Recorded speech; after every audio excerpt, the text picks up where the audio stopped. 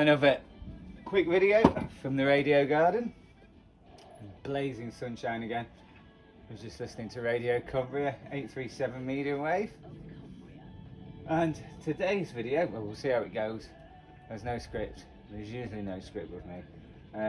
So I've got two Grundig radios out, both from different eras. I always found Grundig's quite a strange company. Were they cool? Were they hip? Did you want to buy them when you were younger? No, definitely not. But if you're into radio and I'm receiving stuff from far away, Grundig was quite a respectable company for people like that.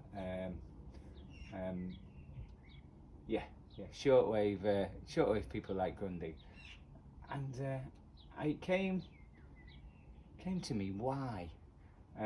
So I figured out why. I think I'll do the pros and cons of Grundig's and stuff like that.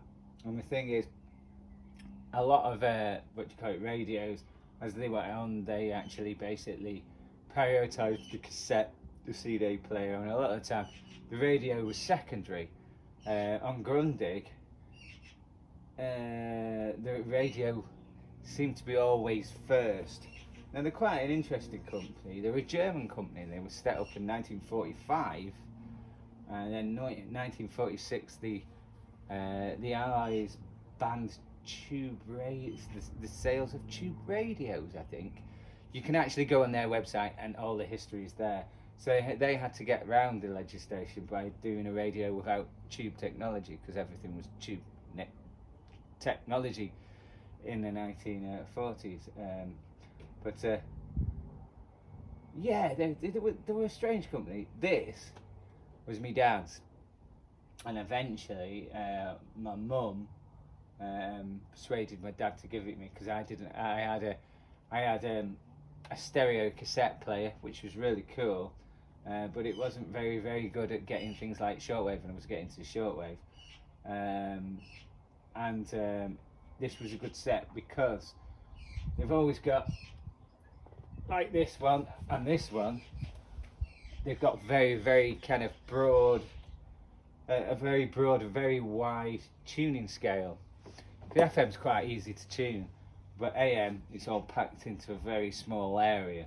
So before we had the digital readout, the bigger the dial was, the easier it was to tune on. So this one, basically, and they seem to prioritise European bands as well. So that is what it's called on this shortwave 2 is actually the 49-48 meter band. Shortwave 1. So it goes down to about 5,800, and then stops at 635. So you'd be able to get Radio Luxembourg there, Radio Caroline, Radio Fax, all the little free radio stations I used to listen to, like Radio Merlin, Dunleary Local Radio, Weekend Music Radio for Scotland, which is still with us, thank God, and all the Dutch stuff. They all used to be within that region, and there were state broadcasters there as well. So it split what would be on some radios a really small part of the dial. It split it onto a massive part, and that's, if you're in Europe, the bit that you were trying to listen to. And then shortwave 2, it's pushed everything else into the shortwave 2, narrower, but the higher bands, they're more stuff from kind of Asia and the other side of the world, because that side of the band works differently. Obviously, as we said, 6 megacycles, the European band jumps roughly the area of Europe, where the higher bands will go like that, they'll kind of, and land somewhere else on the end of the world. So so it's basically prioritised European band. This thing as well Grundig RR640. They've kind of done the same thing. It's got a wide band, and to make sure that the 49 metre band, or the ones that mostly the European stuff will be on, because there's some on 41 as well, it's only gone up to 19 metres, so it's not prioritised the end bands, it's prioritised. Yeah, Grundig was good at doing that. The only negative they did have is, considering we're doing all these great things, there was never anywhere to put an external aerial, so you had to wrap a piece of wire around one of their aerials. This aerial snapped, so I've just got the aerial in the back where the aerial should have been. If I want to put a shortwave aerial on this, because shortwave needs a longer aerial than that, it needs, well, sometimes I put about 10 metres into it, and that's quite good. Some people say about 20 metres is a really, really good average. But yeah, so it hasn't got an input to put shortwave, and considering they've spent so much time doing great stuff on the shortwave dial, it's strange that they didn't do that. But they were always good receivers, and I always remember this one really, really well, because not only was it good on shortwave, it was good on FM. So I used to listen to all the Manchester Pirates, so we had Love Energy, Soul Nation, Frontline Radio, Energy AM, Stockport FM, Radio Renegade. The list goes on and on and on. So you used to be able to get reggae, drum and bass, dance, LBC. What was that one? There's far too many to remember now. So it was a good all rounder. Now, Grundig also had another fault as well. Their audio were bloody awful. So if I'll show you on this one. So this is a Grundig Music Boy. This is like, well, my dad got it early 90s. So let's say it's an early 90s set, and it's called a Music Boy. The Music Boy name comes from their most successful set, the Yacht Boy, which I think a lot of people would have seen the Yacht Boy. A really, really nice looking set, but it looked more nicer than actually. Yeah, it's a strange set. They're prone to going wrong. I've got one. My little brother's trying to sell it to me on eBay because I can't get it going, but it's actually in pristine nick. You get a lot of them in pristine nick because they seem to go wrong internally.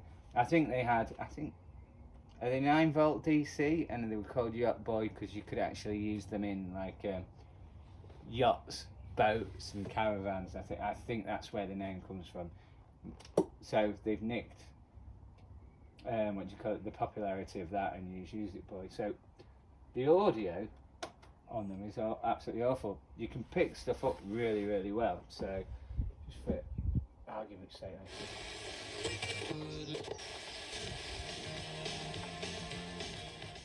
so this is an FM station,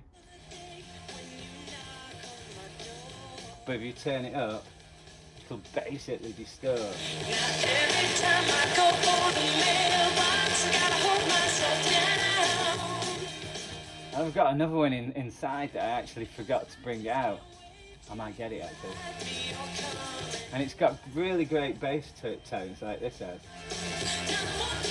If you turn it up too much, it just totally distorts. Now this one, the RR640, that its audio is pretty awful as well. It's good as a receiver. So we're on FM here again, just for argument's sake.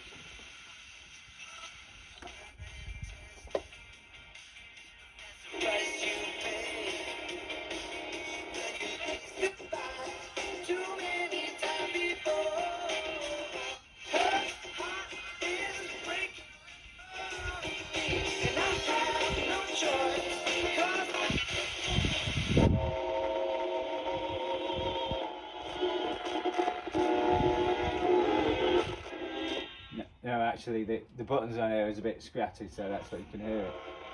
But the problem is, if you got it too low, it's too low, you can't hear it really well.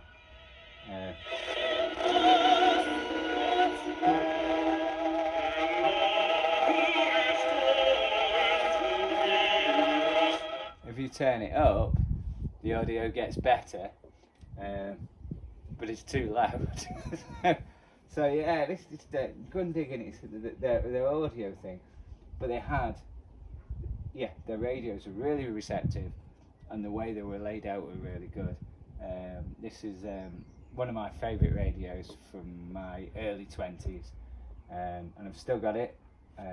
It actually disappeared for a while. It was in a storage unit. I think my mum used it for a few years, and I dug it out of a storage unit a few years ago.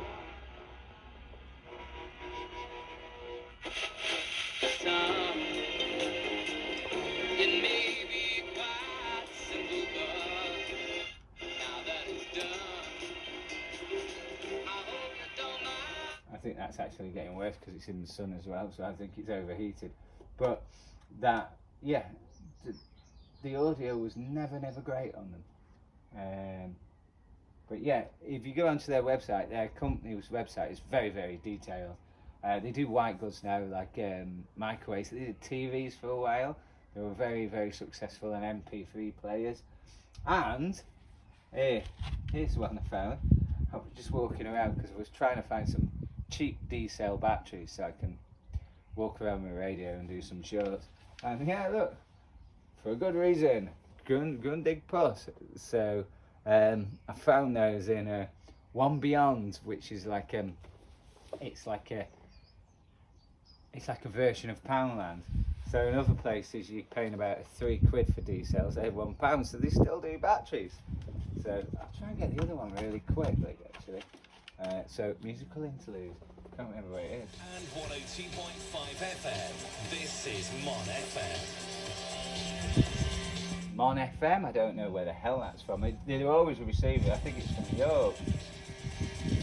This actually gets FM stations better than a lot of my stuff that I paid a lot of money for.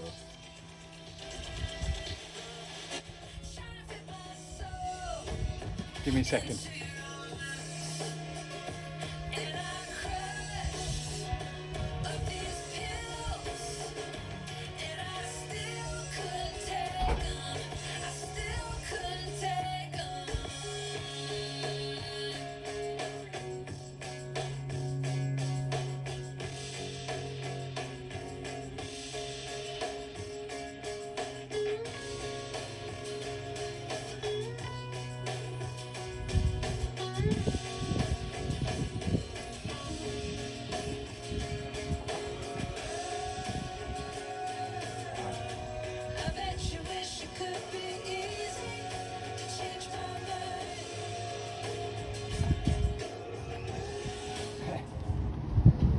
Mate, there's so many of these things now, I'm starting to forget where they are in the house.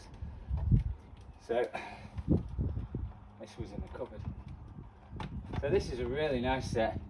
Grundig again, and it receives really well, like all Grundigs tend to do. Again, it's got no input for an external aerial. Where are we?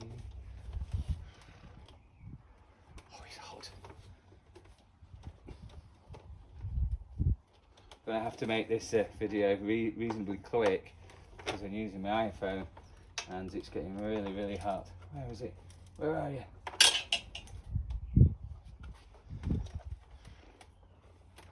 Oh, and I'm getting really hot as well. There you go. I really like this set, but it does exactly the same as you'll find.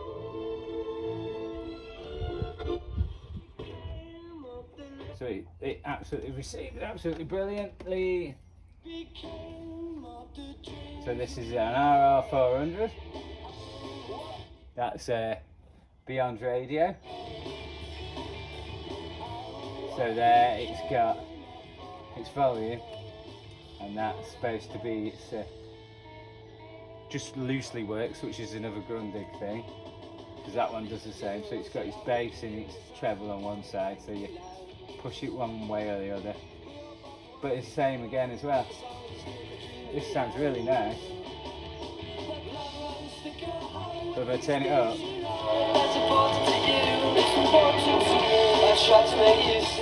it just distorts like hell.